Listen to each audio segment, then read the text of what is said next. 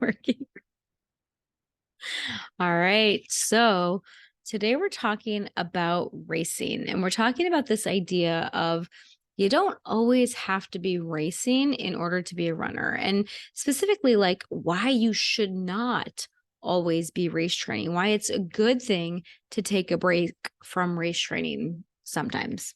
Right. It's sometimes racing is fantastic, and we've got episodes on that of the glory of racing. Yeah. But sometimes it's nice to just take a little pause, and it doesn't have to be a break in running. It just can be a break from racing, and it can Mhm. completely change your outlook on running. Yeah, for sure. And I think that like this is one of the common mistakes that just a lot of people make when thinking about whether or not they're a runner of like, you know what, like I don't really like to race. And it's like, okay, cool. Like you don't have to race to be a runner. Like I'm in a phase right now, if I'm going to be 100% transparent and completely honest with you all, I'm in a phase right now where I don't want to race. Like I just have not felt that itch, that need to race, that desire to race for quite some time now. And it's like coming down like to the point where I feel like, okay, maybe I should just sign up for a race just to like get myself back in the ring, like kind of like throw my hat back out there.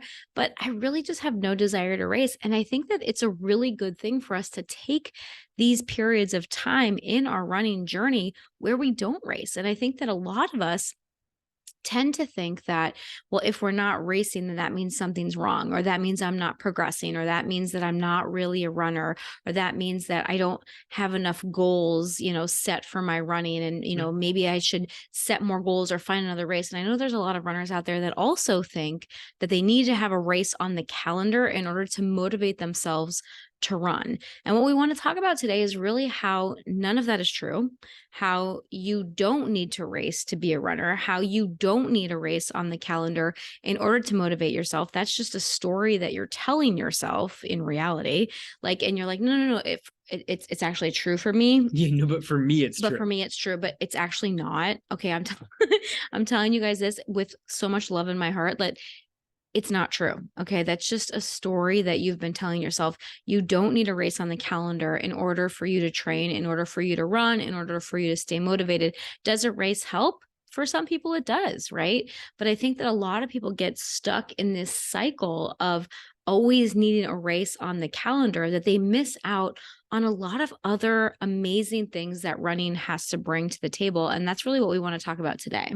Yeah, I think that there has to be a race on the calendar, and not just that it has to be on the calendar, it has to be soon on the calendar. Like sometimes people are good about like spacing their races out, but they tend to tell themselves that, and this is literally what it is, they tell themselves that they're getting a little bit less motivation if that race is too far away. Mm. So then people start stacking races upon races. And don't get me wrong, I'm sure we have some listeners that don't enjoy racing, but we probably have some listeners that love racing. Yeah. They enjoy racing like just for the camaraderie to be out there with a whole big group of other runners. There's something about the race atmosphere that's just kind of exciting. And there's all sorts of different sizes of races. You do like small local 5K, you Yeah. do big giant races. So there's a lot of different feeling for that. The issue, I think, comes when you're racing so much, and every race needs to be like the big race. You got to like gear up for every single race. Well, there's a difference between running a race to run and running a race to race. Yes. Right. And I think that that's really the big difference. And that's really what we want to talk about today, specifically why you should not always be race training, why it's actually a good thing for you to stop and take a break from race training specifically. Like Kevin said, if you're just the kind of runner that loves the running community and you love running 5Ks and 10Ks, fantastic. You can put those into your training schedule and not specifically train for those races, but just go out and run them, right? Like as just part of because it's fun. Your running life, right? Like this is just part of my running lifestyle. I like to go out and run my local park run every Saturday. Fantastic, right? There's a difference in going out and running your local 5K and specifically training for a race to try to PR at that race or to try to run a very specific goal time at a given race, right? And that's really what we want to talk about today is like why that is not always a good thing for you to be training for a race, because what we want you to understand very clearly from this episode is that you do not need to race to be a runner, right?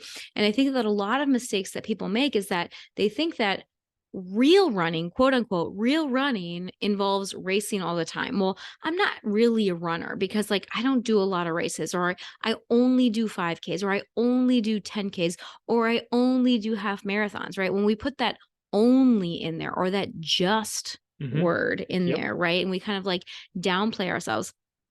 That is number one, totally not necessary. And number two, totally detrimental to you and your self confidence as a runner, right? But a lot of people do this and they think that, racing distances, though I have to keep increasing my racing distance, or I have to keep decreasing my paces, right? Like I need to keep either running longer or running faster, when in reality, you can just to run, right? Because if you're always thinking about racing, and if you're always thinking about, I have to improve like every single cycle, there has to be some sort of noted improvement, then that can actually lead people to end up plateauing below their potential. And this is one thing that I don't think a lot of people realize, right? Like, I think a lot of people are like, no, no, no. Like, if I have that goal, then I'll keep improving, I'll keep working harder, and I'll keep growing and improving and getting faster or running longer or whatever it is. But if you're always training for that next goal, then a lot of times you can actually plateau below your potential. So let's talk about that. Yeah, like you never actually get to the goal. Like one thing, if you're racing all the time, you're like, okay, that was a great race, but I've got that next one on the calendar 3 weeks later, and then I've got the next one 2 weeks after that.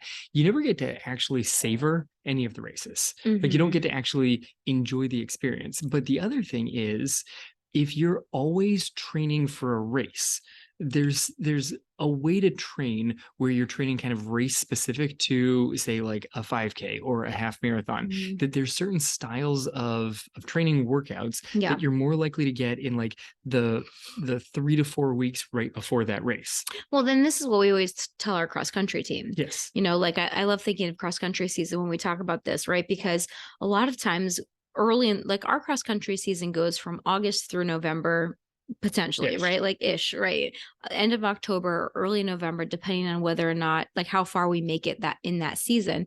And we always tell the girls, like, when they, and boys, when they when they get, I'm more connected to like the girl side of the team, The girls side obviously. of the team was much more sizable this year. Right, that's true.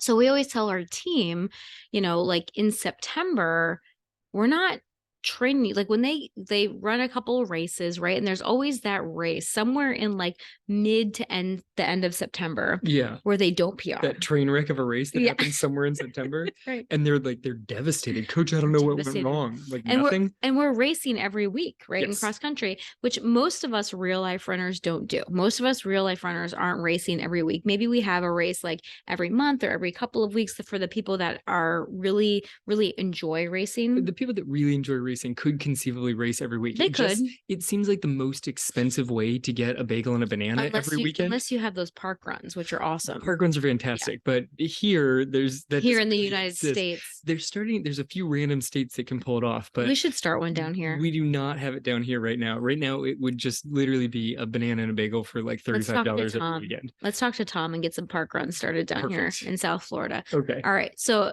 Tom is our local race director. Shout out to Tom. So, okay. So where are we now? Cross country. Talking about races doing badly We're talking- and how the kids get all crushed, but you're always trying to explain to them. Right. I'm always trying to explain to them, This is what's supposed to that's happen. fine. Yeah. This was not your goal race. It's the middle of September. Your goal races are in the back end of October. We still have another month to go, Yeah. right? Like, we're not tapering for this race. We're not trying to peak you for this random race in September. This is okay. This is allowed to happen. And I always like to tell the kids, like, if every race went well and you ran every race perfectly, then you would not develop both the physical and especially, excuse me, from I'm like not even like talking correctly tonight, but specifically the mental strength necessary for you to grow and improve even greater than you think you're capable of, right? Because there's a saying out there that says success is the worst teacher. Yes. Right? Like, we grow through adversity. We grow by overcoming challenges. So we need those races or those runs that don't go as planned to help us grow both physically and mentally. So nothing has gone wrong when things, in September don't go as the way we want them to, because the goal is the end of October and the beginning of September or November. Yeah. So if you're always trying to just race and race and race, and Mhm. everything has to be your fastest race possible, you're basically always living in this like taper time where you're never trying to build up Yeah. for a future race. You're just always so ready for that race that's happening in a week, in Mhm. 3 days.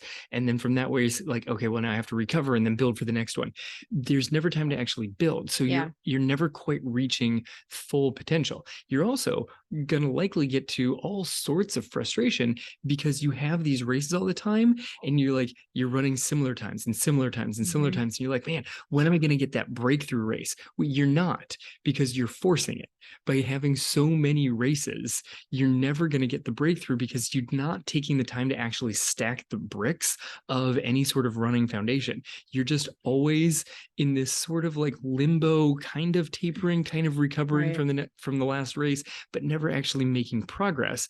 You may randomly get a good, like, spontaneous race, but it's going to be an outlier. It's Yeah. not going to be a breakthrough that takes you to another level that you're now sustained there. It's going to be a random thing that just Mhm. like happened to coincidentally work out for you. The weather cooperated, or you got a good night's sleep a couple days before. Like, it worked for you, but it wasn't anything for your training. And it definitely wasn't because you were racing all of the time.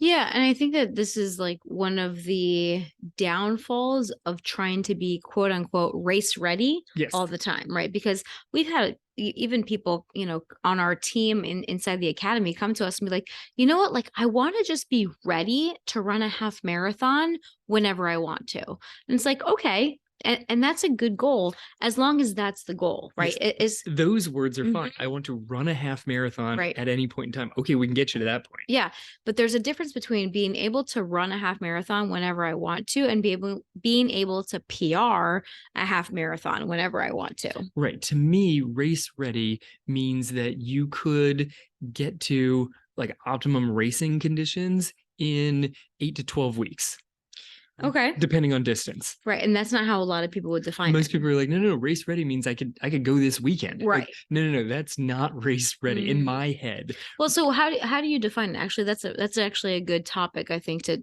how would you define race ready? You're ready to start a race specific cycle. You're ready to start the cycle. Yes. So that's interesting because like you said, I don't think that that's how most people would define it. Most people is race ready means I have cash in my wallet. I would like to sign up for that race tomorrow morning.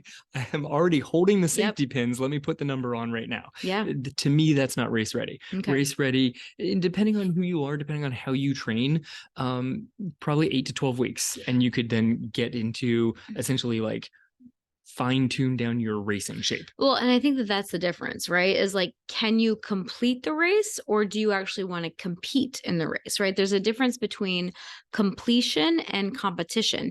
And not saying that you're competing against everyone else, not that you're trying to win first place in the race. Some of you might be, right? Or some of you might be trying to win age group awards or age group podium spots, which is fantastic.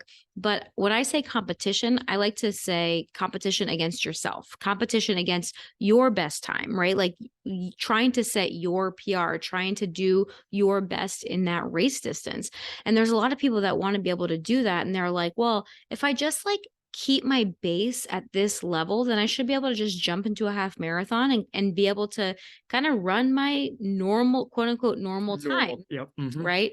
And sometimes that's true and sometimes that's not true. And I think that, again, it's important to really just define your goal here, right? If your goal is to just be able to run local half marathons and have fun and be with the running community and run some races with your friends, then fantastic. That is a definitely doable goal. But if your goal is to try to PR, there's a difference between the way that you need to train for that and between the way that you would train just to go out and complete it with your friends. Right. There's also something to be said for the mental aspect Yeah. of race ready. It's sort of like always being on. Mhm. It's your body does not like to always be on it. Your body being in a sense of like high alert at all times Yep. is terrible for your body. Well, think about it just like in normal life. Like Mhm. we are in a state right now, like the last few weeks, where we are always on. Like I know that I feel that way, and I'm Mhm. sure you probably do too. And it's like when I look at my life right now, I've got the kids, I've got my job, like our business. I've got volunteering at the kids' school because we have a fall festival every year and I'm on the committee for that to help organize that. So it's like somebody always needs me at some point in time. So I do feel like I always need to be on. And it was so funny last night when I got home because I was volunteering at the school all day long. I'm like pricing all these items. We have this huge rummage sale that I'm in charge of running. And I made so many decisions yesterday. I came home and I literally said to Kevin, I can't make one more decision tonight Yeah. because I was done. Yeah, no, I took care of dinner, Yeah. and But I already had that planned out you in had dinner advance. Yeah. planned. That's why I'm like, I opened the fridge. I'm like, I think she has stuff to make Tacos. tacos. I kind of want to ask her if tacos is the plan for dinner, but I also don't want her to have to think. Yeah. So I tried to ask in a way that You you did. were You just said like tacos? verifying the decision that you had Right. already made earlier in the day. And then I'm like, okay, I've got this. I will take over. I will get this I thing made the taken care of decision for you. multiple days in advance Right. because I went to the grocery store and bought all the things for it. Yes. But it was so funny because you made dinner, you made that decision, you made that call, right? To just kind of follow through with all that. But I also had a friend that invited me over to like go have a glass of wine with her. And Oh I my word. literally Yes. could not decide whether or not to go. Like I was like, I need to be with the kids. No, I should go hang out with my friends. No, I should be with the kids and I need to help them here. No, I need to go. Like I put my purse on, I walked out the door and I came back and I walked out the door and I came back. And that it was like the craziest thing. And it's that it's decision fatigue. And it's that need, like when you're always on, you cannot perform at your best. No, 100% not. You were driving everybody nuts. I know, I'm because sorry. you're like, I'm gonna go, and then you sat down on the chair and like started snuggling with the dog. Like that's actually what happened. You're like, all right, I'm gonna go now. Indy, come sit on my lap. Like that's what are you doing over there? Like you're sitting on the chair with a dog on your lap and your purse on your shoulder, and I'm like, okay, It made no this sense. is super I awkward. know. And I like was thinking about it today and I was like, oh my gosh, that was the craziest thing. Like I literally couldn't decide whether or not to go or to say. Right. So the running equivalent of this is trying to be race ready at all times means you're never going to be able to race optimally. Right. Because you can't stay there. Look, racing and trying to taper down those last few weeks, it's not an exact science. There are a lot of coaches that have a lot of different takes on it. There are people that think they know why it works the way that that particular coach does it. You mean tapering? The whole idea of tapering. Yeah. There are a lot of different ideas behind this, and it's very individual. It depends on what kind of race distance you're aiming for and how much mileage that particular person's built up. But it really varies from person to person, even from race to race. So trying to live on that edge of like, I just like to maintain my peak. You can maintain a peak for maybe a couple of weeks. Eventually you're going to fall off that peak. Yeah. And that means you're going to start losing your training, which then you're not optimally race ready anymore. You had it. You had your race cycle, you had a window, and now you're past that. Okay, so let's talk a little bit about that. Like, why does this happen? Like, why do we peak and then fall back off? Because I think this is one of the sources of frustration for so many runners, right? Because we're like, well, I already got to this point. Why can't I just either stay here or keep getting better? But you're kind of saying, okay, you got to the peak, now you're going to fall back down. Like, why does that happen? But you need a little bit of time over like a much larger time scale to just kind of take a brief pause, recover, not from the previous day's workout. That's the thing, is it's not recovering from yesterday. It's recovering from like the last 3 months that you built up, so that your body can now actually just absorb all of that training. It gives you a mental break from it where you don't have to be like, okay, I've got this race coming, I got to make sure I focus for it. It just allows you to pause. You kind of you detrain slightly, but not even that much, and your body is able to recover so fast. Like you could take a month off and do nothing. There's a good study on this one. It was more towards weightlifting, but it also, there was not as high quality of a study on the cardio side of it. But they took these guys, they had them like lift a whole bunch of weights, then they stopped for 4 weeks, and it took them 2 weeks to build back. They tried it again, they had them stop for 6 months. It took them 3 months to build back to where they were. Whatever the time window, it took them half the time to get back to where they were. That's interesting. There were similar results, but it wasn't quite as accurate with the cardio coming back. But it was crazy. Like you could get back quicker to where you were. And then because you weren't so tired from just climbing, you were able to climb higher. You were able to get stronger. You were able to get faster, run further. Hmm. When you were doing nothing but climbing, eventually your mind and body is like, all right, we're done climbing. And that means you're just going to live on a plateau for a long time.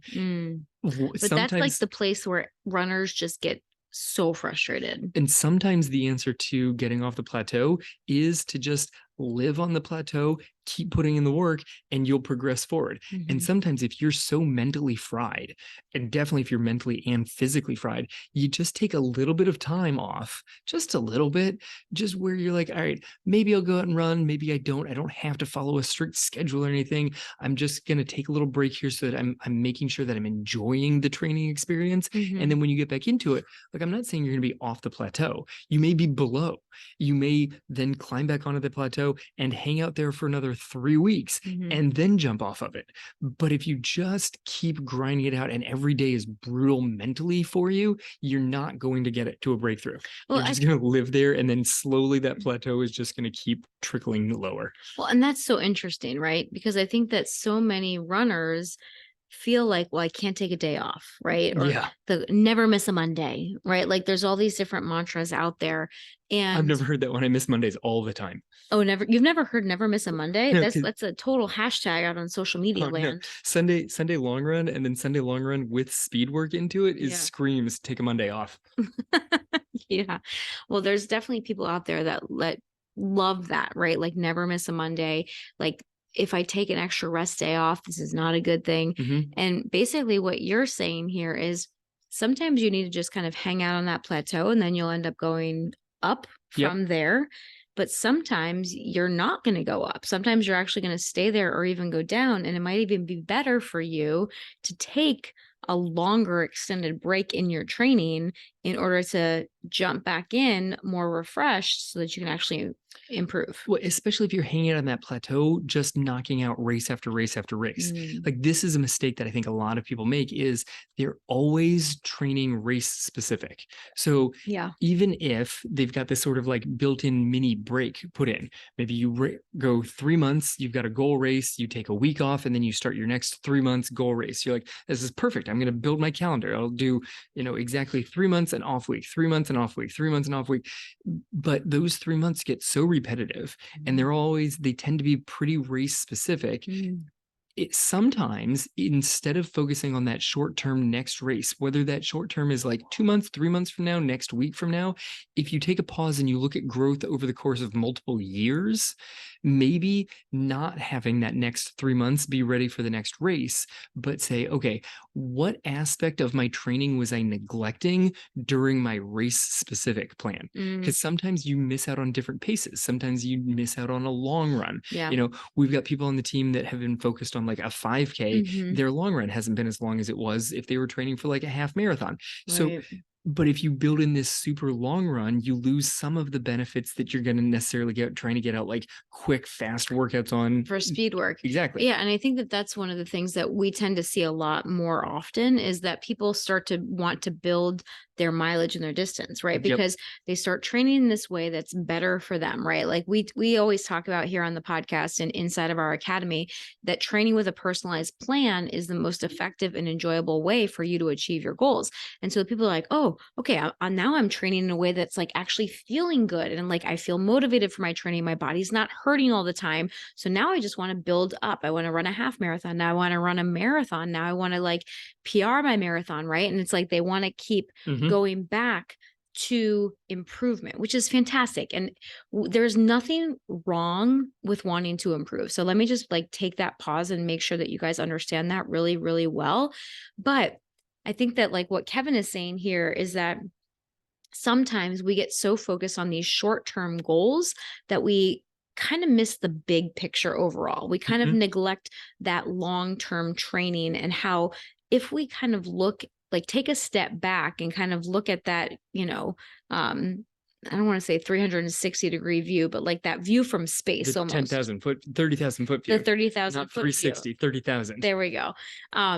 then we can kind of look at our training more long term and see, oh, okay, like just like I like to think of it like the stock market, Sure. right? Like when you look at a stock market chart, whether like whatever stock it is, like Ideally. ideal, ideal. Let's look at like the ones that have improved the most over time, like Sure. Apple and Okay. like some of the big ones, right? There's not any stock out there, I would venture to say. I don't Mhm. know the stock market that well, but I don't think there's any See where you're stock going with this. that goes straight up, Right. right? It's a jagged line, right? It goes up, down, up, down, up, down, but you're overall, you're looking at the trend. You're looking to make sure that that stock is still moving in the right direction, even if it has an off day or an off week or an off month or an off quarter, Mhm. right? Like some of these stocks have some like bad quarters and it goes down for a while, but then it goes back up, right? And that's really how I like to think about training as well. Like sometimes we have those times, and this is where runners start to get really frustrated, right? This is where we start to like double down, like, oh, I must not be doing enough mileage. I must not be doing enough speed work. I must not be doing enough fill in the blank right Yep. here, right? But in reality, you might be doing all the right things. This is just a down period that your body needs to take in order to prepare you for the next up period. Yeah, no, that's exactly right. And one of the things that happens, and I'm going to stick with your stock analogy, is sometimes a It's a particular good stock one. price it'll rocket up, Yeah. and you're like, oh, this is amazing, everything is going perfect for me. Mhm. I should take all of my money and put it just into this. But this is the issue of training for one specific race. Yeah. Just being like, all right, I'm just do a half marathon every 3 weeks. This is going to be phenomenal.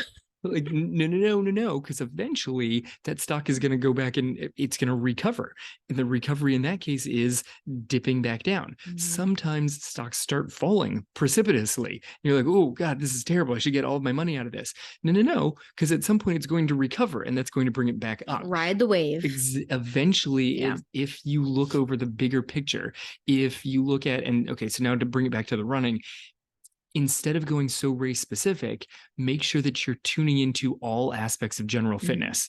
Make sure that you're covering your long, slow distance. Make sure that you're continuing to keep up with strength, that your mobility is on point, that you're doing some shorter, faster stuff. Mhm. And this is true almost regardless of what race you're training for, Mhm. also.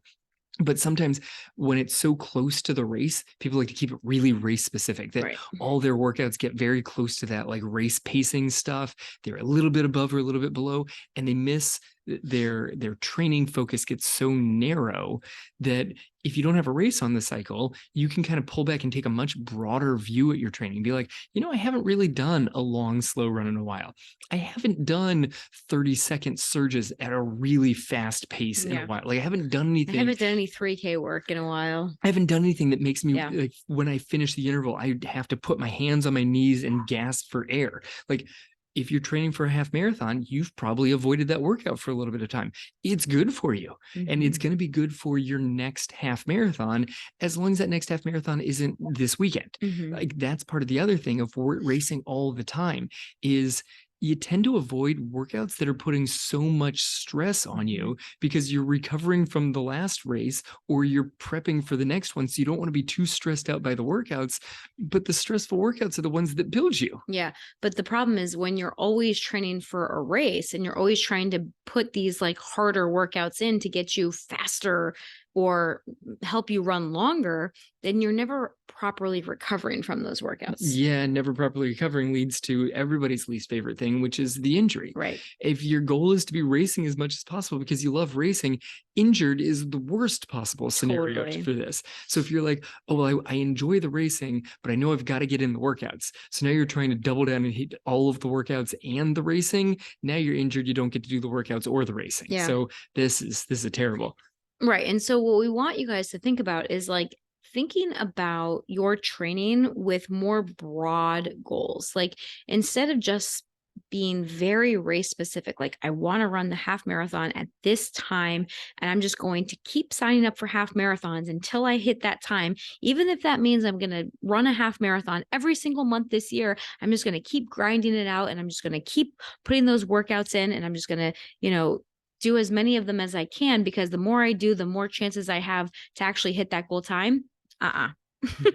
No, you have a few Don't do that. chances over the year to Don't do do it. that. Right. If you sign up for 12 half marathons, you don't have 12 chances to hit a Mm-mm. PR. You honestly don't. Like, you can't build up and taper down for a half marathon every single month. You could Right. do it. You could race a half marathon every month and you could probably enjoy it. Yeah. But I don't think that If that's the goal. if that's the If goal, the goal is enjoyment. if the goal is to PR 12 times over the course of the year, I don't think the half marathon is your goal distance on that one. Mm-hmm. Unless you like sandbag it for January. Like, all right, I'm just gonna mail it in and then I'll watch these times drop down. It's gonna look phenomenal on my social media. But My Strava's going to look amazing. but you would have to fake it at the beginning so that you could make sure that your times continue PR. If you actually just want to see how fast you can push, a half marathon every month seems like a terrible choice. Right. And there's some people that really want to be race ready. And so they never taper either. Right. Right. And so that's like the other side is like either you're always tapering, right? Because we want to push, but we also know that we have a race coming up. So we can't really push that hard. We need to taper, or we're just tired from all the training we've been doing. Right. Yep. So you can never actually push as hard as maybe you could had you rested and recovered more from the last time you did all of that, right? So all of your runs kind of tend to slide more into that moderate pace where you're like, oh, no, I can't push that hard because I have a race this weekend. So instead of pushing as hard as you possibly could in order to improve your fitness, you kind of just keep everything in that medium to moderate zone, which you guys know if you've listened to this podcast or, if you're part of our academy for any given amount of time, that medium to moderate zone is not where you want to be doing the majority of your training. You want to be doing the majority of your training in that easy zone, and then put a little bit of training in that medium to moderate and a little bit into that medium to hard zone, so that you're actually challenging your body, challenging the different systems in your body, improving the fast twitch muscle fibers and your energy uptake, and like all the systems in your body, they all are improved when you run at different effort levels and different paces, right? So if you're tapering all the time for a race, you're never actually pushing yourself. Yeah, exactly. Because you're tapering, you don't want to push so hard. So it's like, I know it says level 7, but I got a race in 3 days. So Yeah. I'm going to put it to level 5. Or you just ran a race. So it's like, I know it says level 7, but my level 7 is actually my speed at what is traditionally my level 5. So you never get the appropriate fast twitch going in on that. Or you're constantly running those workouts at the effort level that is prescribed, and you don't actually taper. So when it actually gets to race day, you're just tired and you can't actually hit the goal pace. Yeah, no, everything's exhausting. Right. All right. So my example of this one is like watching little kids stack blocks. Okay. You can make a pretty tall tower with just a single stack of blocks. You just take, those little wooden blocks that the girls had when they were little. Oh, we had some fun stacking those. You and I had some fun stacking those to see who could stack them I taller. love those little wooden I know, but blocks. the answer was like 23. I think one of us got it like that. It was Did we really get impressive. that high? Yeah, it was super impressive. I wanted to say 19, but I I think we did break 20. No, we definitely broke 20. Yeah. And they're not perfect squares. That's the best part of them. So Mhm. they wobble slightly, but you can make a really tall tower just with single blocks on top of each other. Training for a specific race and those kind of races, you can get pretty far in your ability, but you can get a whole heck of a lot taller if you just pile them up in a big mountain. If you build a wide base, even if you don't stack them neatly, just pile them all up, it's going to get taller if you just keep adding blocks to it. Mhm. That's the thing. Like, your little pile of blocks is going to make it really tall if you make it tall and skinny. If you just keep putting blocks in, more and more blocks, eventually you're going to build a giant mountain that's really hard to knock down. But when you're recovering after races, you're not adding blocks. And when you're preparing for the next race, you're not adding blocks. You're just looking at your tower and making sure that nothing's falling. Like, these are your two scenarios if you're racing all the time: is recovery, so you're not adding, maybe you're trying to like fix the chipped blocks, okay, or you're tapering for that next race, which is not all about adding blocks. It's just looking back and admiring the tower that you've created and getting to express it during your next race. Neither one of those looks at the big picture. Right. Over many, many years, instead of like, ooh, maybe I can put one more tiny brick on top of my tower here. No, go to the store and get a whole, like another 100 of those wooden blocks and just dump them in, build a giant mountain. That's the broad, wide variety of training that we're looking for. Go long and slow, go short and fast, go medium and moderate, but put all of it in. And then don't skip out on strength training. You're like, oh, but it's race week. I don't want to hit my strength. I just raced. I'm too sore to do my, lunges. Yeah. No, you got to put them all in there. That's how you continue to grow week after week, month after month, year upon year. Yeah, it's all about that foundation, right? And if you're always race training, then you do miss out on the chance to actually build that foundation. Yep. And that's basically what we want you guys to get from this episode, right? Like, if you are always trying to race, if you're always trying to be quote unquote race ready, if you're always trying to hit that PR, then there's probably something in your foundation that you're neglecting. And so sometimes it's good to just kind of take a step back and ask yourself, okay, what is that thing? Like Kevin said, is it strength training? Is it mobility? Is it my nutrition? Is it speed work? Is it the long, slow distance runs? Like, what is it that I haven't been spending as much time on that I can maybe put a little attention into if I wasn't training for a race all the time? Exactly. Yeah, I think you summed it up real nice there. There we go. All right.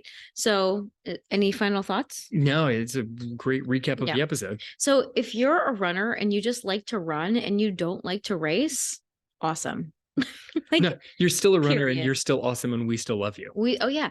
And like, we think that like racing is a good way to kind of challenge yourself. It's a good checkpoint. It's a good way to kind of get out there. But we really, really, really don't believe that you need a race on the calendar to stay motivated. You definitely don't need a race on the calendar to call yourself a runner. You're a runner no matter what, as long as you go out and run, right? And maybe you should start telling yourself a different story. If you're the kind of person that tells yourself, oh, I need a race on the calendar so that I'll go out and run, maybe just start to question that, right? Like maybe just be like, but do I actually, or maybe should I actually just kind of take a step back and look at my running foundation and be like, oh, okay, you know what? I haven't done some of these runs in a while. I haven't done strength training in a while. Like maybe I should just kind of take a break from race training so that I can work on some of these other areas. If you're the kind of runner that always finds yourself riddled with injury or those random aches and pains that are just popping up out of nowhere, take a step back. Are you actually doing strength training? Have you been doing the same strength exercises for a long time? Maybe it's time to mix it up a little bit too, right? Like maybe your strength training was good for a little while, but maybe your body could use some variety. And I'm not that kind of person that thinks that like variety is 100% necessary, because I believe that basically we can do the same 5 to 10 exercises and still continue to improve in our strength for a very long time. We just kind of change the tempo, we add resistance. There's lots of the different things. We just want to make sure that we're hitting those main muscle groups. But, if you haven't changed things up in a while and you're still getting injured, you're still on that plateau, you're still frustrated, you're not getting the results that you want to, taking a step back and examining your training from that 30,000 foot view versus just signing up for another race, that's probably going to benefit you a lot more than, just going next race over and over and over again. Yeah. Sign up in a race 6 months from now and use the first 3 months to fill in the holes in your training plan. Absolutely. Then get back into race work. Absolutely. Absolutely. All right, you guys. So thank you as always for joining us. We have our next 5-day challenge coming up. We're starting on November 14th. Woo-hoo. Yeah. So when this episode goes out on Thursday, November 3rd, we should have our registration page up and ready for you guys. So if you head to 5dayrunningchallenge.com, you should be able to sign up for our next running challenge, which we're super excited about. I'm redoing the whole thing. I like to kind of do different challenges. So for those of you that have joined our 5-day challenge in the past, we, invite you to come back. It's not going to be the same thing. We're going to be doing some new things to have you think about your running in a different way and start, training in a way that's a little bit different than you might be used to. So I like to always Keep it fresh. Let's keep me on my toes. we're doing this with the 5-day challenge. Yay. Sign up, everybody. It's going to be a blast. 5-day challenges are always fun. What's the website again? 5dayrunningchallenge.com. Excellent. Okay. And of course, you can find that on our main website, realliferunners.com. And if you haven't yet, please leave us a rating or review on iTunes. It helps more people find the show. Our goal is to help more runners feel good in their running and to become physically and mentally stronger runners. So if you can share the show with a friend or share it on your social media, that will help us to reach more runners, and also leave us a rating and review. And as always, we appreciate you and thank you for spending this time with us today. This has been the Real Life Runners podcast, episode number, what is this, 279? 278, I think. I think it's 279. 279. 279. Episode number 279. Now get out there and run your life.